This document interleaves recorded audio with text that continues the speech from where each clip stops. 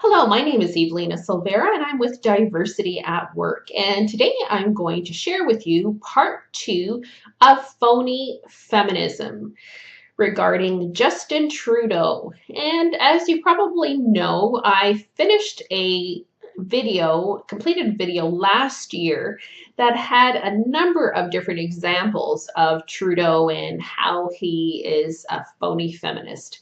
And it's been a year, and I thought I'd update it with some new incidents. Sadly, there are a lot of new incidents that point to my thesis that he is a phony feminist.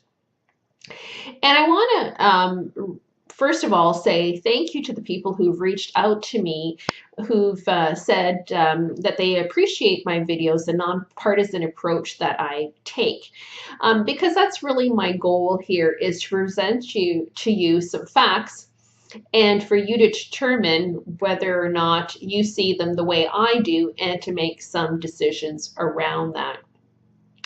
My criticisms are of the Trudeau government and not necessarily liberal specifically. Okay, so I want to make sure that I put that out there.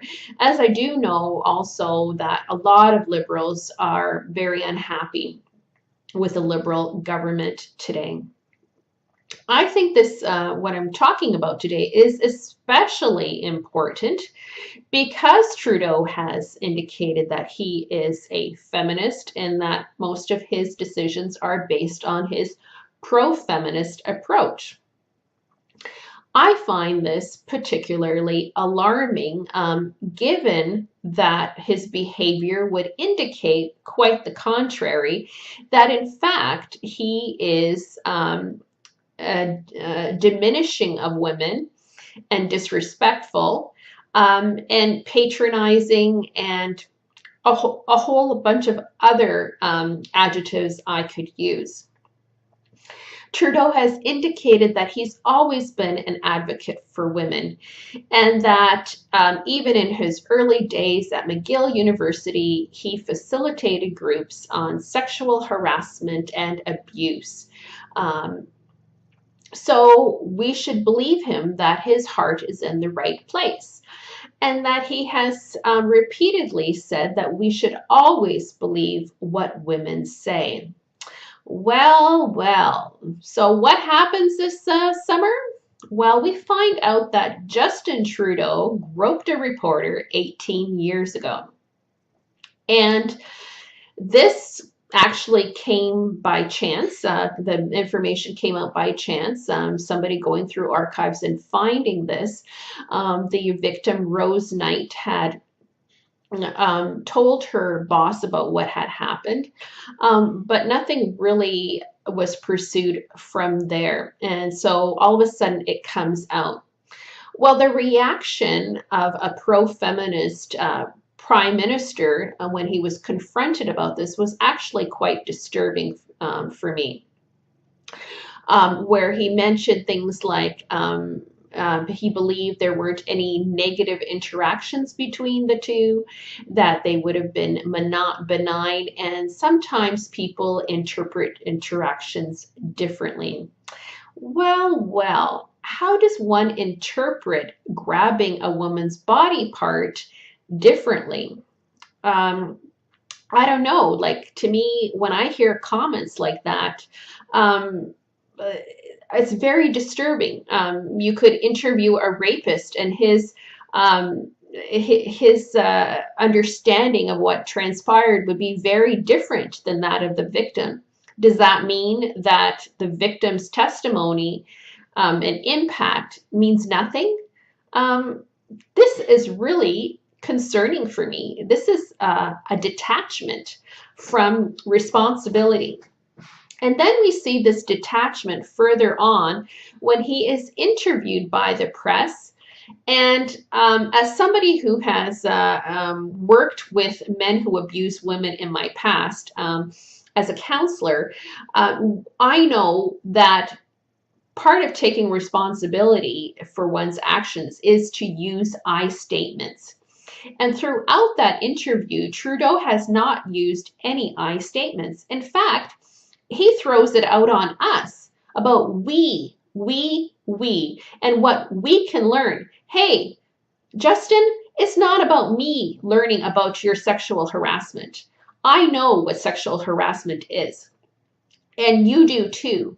It's about you learning how what you did was wrong and fessing up to it and doing something about it and not being a hypocrite.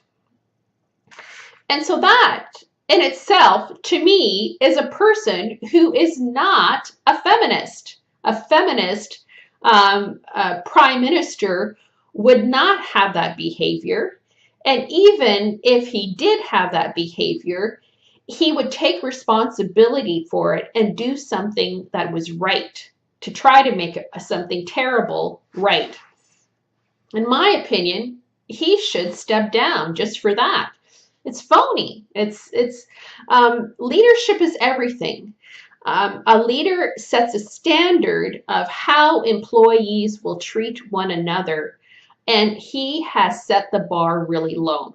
We see this over again with other cabinet ministers of his, Kent Eyre, and then also Darshan Kang, who have sexually harassed women.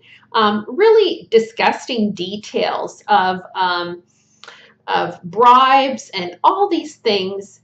And again, if he was a real leader, he would have fired them. But he didn't. They ended up resigning. But if he was pro-feminist, he would have taken that stand and got rid of them. But maybe, now we know why, maybe he has a few skeletons there in his closet that are starting to come to fruition. So I don't appreciate this sanctimonious and self-righteousness that the Prime Minister has with this double standard. And if you take a look at the pictures that are out there with various cabinet ministers, whether they be male or female, but I want to concentrate more on the female, you see a prime minister who has a real problem with establishing physical boundaries, professional physical boundaries that he should have, that he should know about this already. There are pictures of him so close to women, hugging them, his cabinet ministers, touching them, which on their waist, looks like near their bum. There are pictures of him staring into the eyes, like dreamy eyes, with Melanie Jolie, and also with Ikra Khalid. And in fact, if you look at her Instagram page, you will see that he is holding her like a father comforting a child. Okay, so this is patronizing to me. It's disturbing. This is a woman who has won her riding, has a six-figure salary, and is being cuddled by her boss. This is 2018, and he should know about that this is inappropriate, it's degrading, it's unprofessional. Okay, let's talk about talent and the Liberal government. If Justin Trudeau is truly a feminist, he would not have any problem with designating people he wouldn't have any problem with matching talent to cabinet positions. It was quite a surprise for me to hear about Lena Alislev when she crossed the floor to become a conservative. When I found out what her credentials were, she was a graduate of the Royal Military College. She was responsible for the logistics, a logistic officer at the Royal Canadian Air Force. And when she left there, she was already with the title, the rank of captain. and she also held senior manager positions in the aerospace industry. Why did this woman not have a cabinet position? Why? When you look at the other cabinet ministers, people like Mariam Monsaf or Ikra Khalid or Christy Duncan, Bardish Chager, those people, those women don't have those kinds of credentials. Why did he not give it to her? Clearly, she probably could have been a fine defense minister. Is it because she was white and he didn't want to do that? Is it because she might have posed a threat to him because her credentials were so much higher than the other women that he put in position? All I can say is that you don't let somebody go like that, who has those kinds of talents, and not use them unless unless you're threatened by them. There is no good reason, judging by the credentials of other people in the cabinet, why Lena Elleslev should not have had a cabinet position. So that's how I see that. Lastly, I want to talk about this burqa ban and the fact that so many Muslim countries now have established that the burqa is an oppressive garment, and which also creates, which also is seen to be a security hazard. And they have banned the burqa. For example, Morocco, Algeria, West Africa, which is a majority of Muslim states. So why in this day and age, where we have YouTube videos of Saudi women protesting and wanting to get rid of their niqabs and their hijabs, and Iranian women who are being arrested for taking off their hijab, why is the Prime Minister not supporting them? Why is he not making a statement about these women's fight for freedom?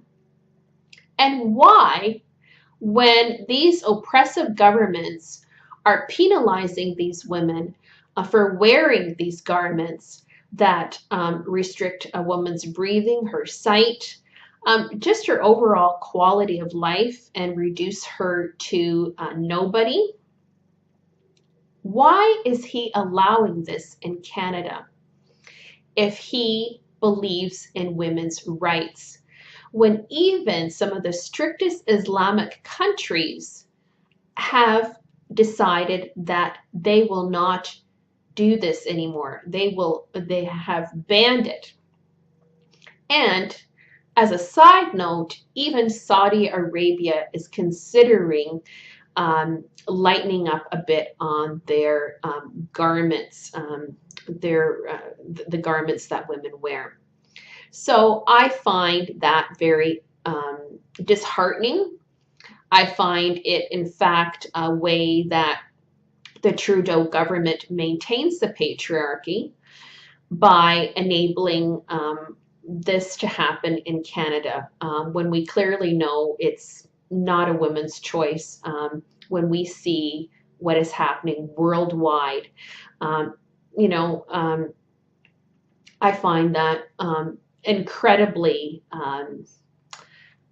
sad and disappointing that he should be taking a stronger stance there, and that there should be a statement about supporting women in Iran and their fight for freedom. So I want to end off today by saying thank you for listening to this video, and if you like it, subscribe, and you'll be hearing from me again about more of the intersection between diversity and politics. Thank you for joining me.